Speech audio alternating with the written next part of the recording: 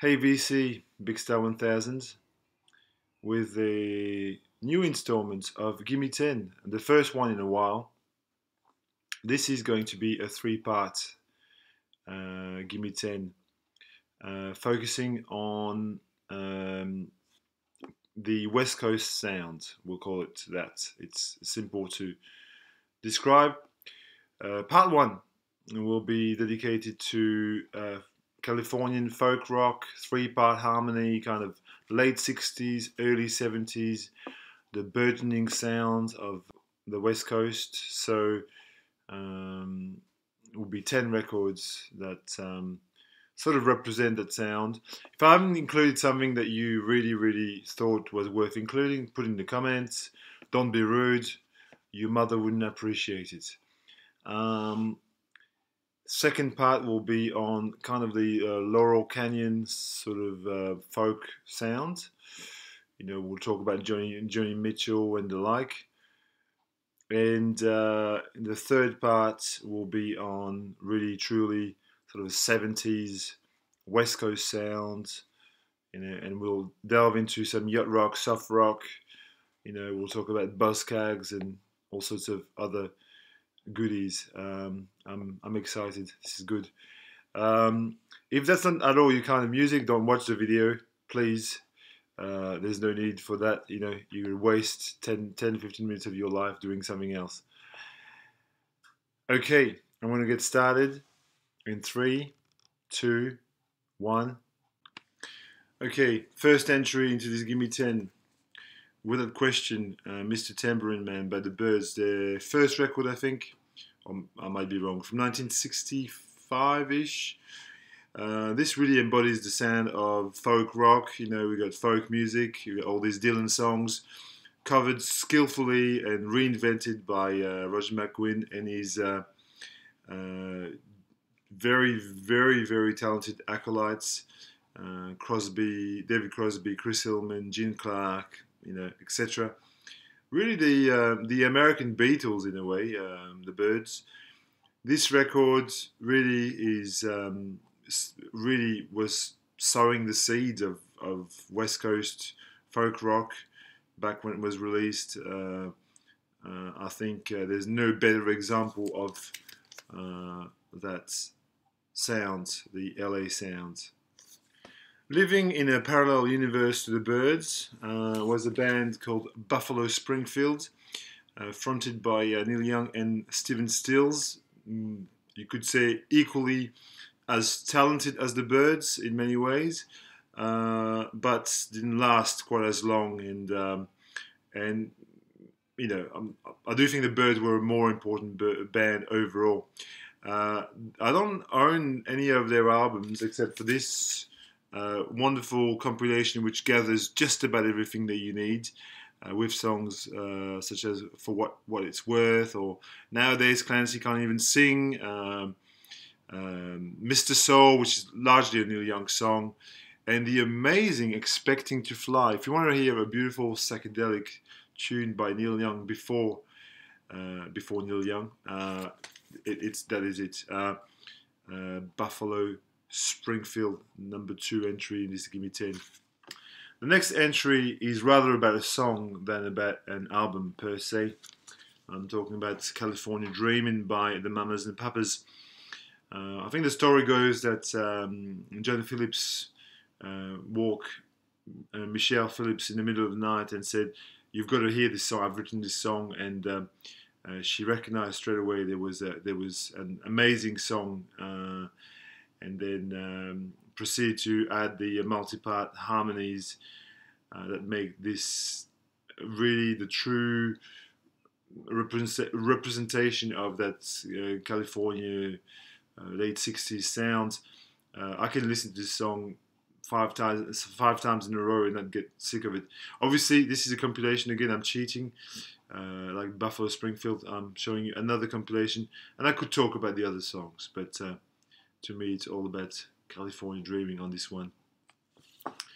When I first heard Love, about 20 years ago now, this band defied all of my expectations when it came to music. We have here a folk band, a folk rock band with orchestra and lush strings, some psychedelic guitars, fronted by an African American guy. The lyrics oscillate between totally sardonic to downright hilarious. I mean, the snot caked against my pants turned to crystal, and the birds, the bluebird on the branch. I mean, when you hear those lyrics, you just go, "What is this?" And yet it all works. It's an absolute work of genius, and it's an album everybody should own. Really, I can't explain exactly why, but if you haven't listened to Forever Changes, um, you're up for a big surprise, because even to this day, 20 years later, it still sounds as fresh as ever. Forever Changes, love, an amazing piece of music. I know I didn't want to get into anything too psychedelic, but with this album we sort of get into a psychedelic territory.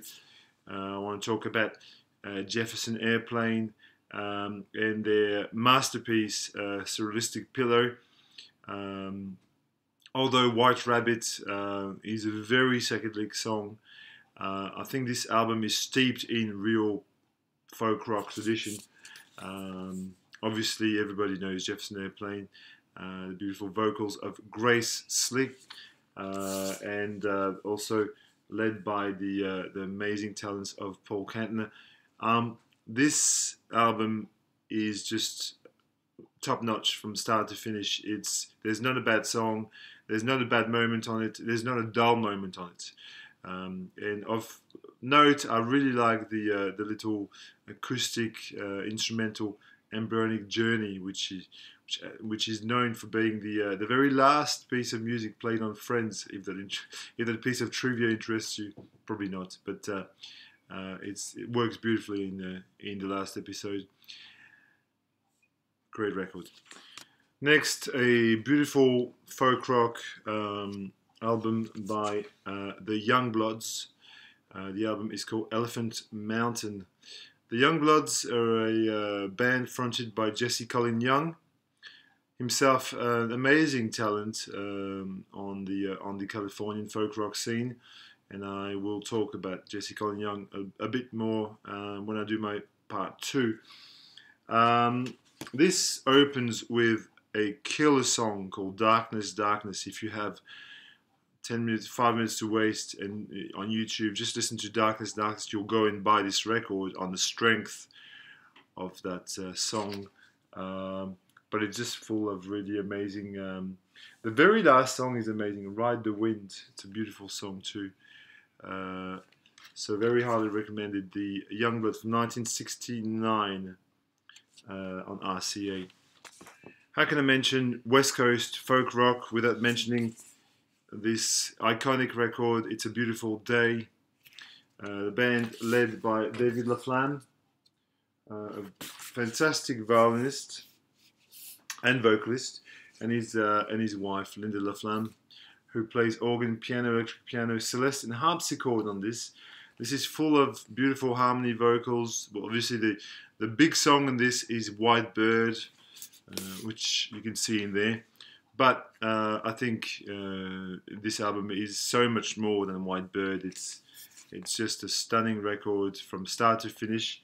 Girl with No Eyes is such a beautiful song.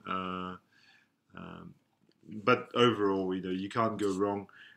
Such an iconic cover too. I think it's the same artist that did the Happy Trails by Quicksilver Messenger Service.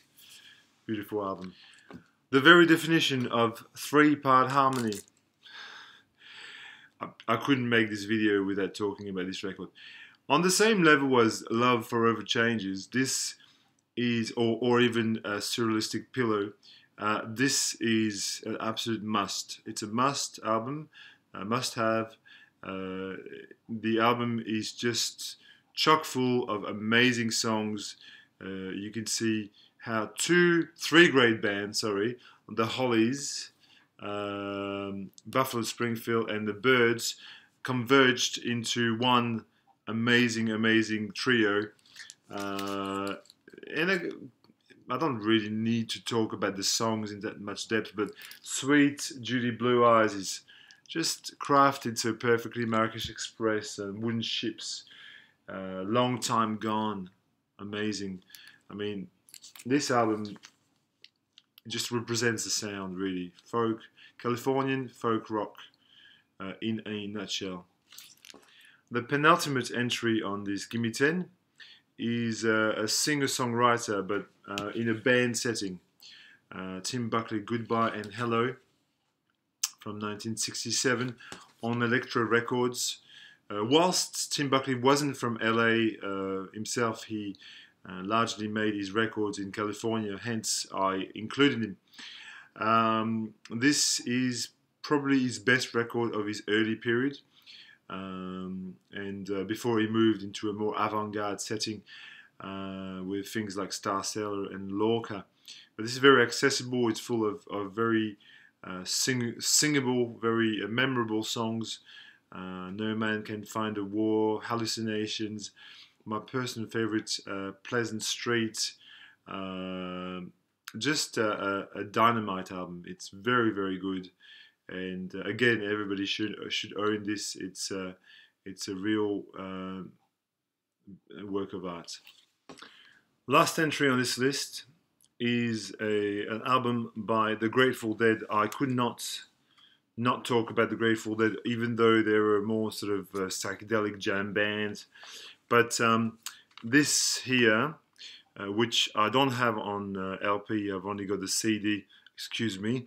American Beauty is a beautiful, folk rock, country rock, a little bit bluegrass on certain tracks. Album really does represent that sound that I'm talking about quite well. I was going to go with other things like maybe America's second album, but I think this is a more genuine representation of the West Coast folk rock sounds that I was trying to compile in this Gimme 10. The opener, Box of Rain, almost sounds like a Crosby, Stills and Nash song in so many ways. Beautiful album. It's got Trucking as well, and Sugar Magnolia and Ripple. A fantastic piece of music. American Beauty by the Grateful Dead. Alright, VC, I hope you've enjoyed this ride with me, and stay tuned for the second installment, which will be on the singer-songwriter folk music from Laurel Canyon and beyond, which shall be posted next week. Until then, love you all.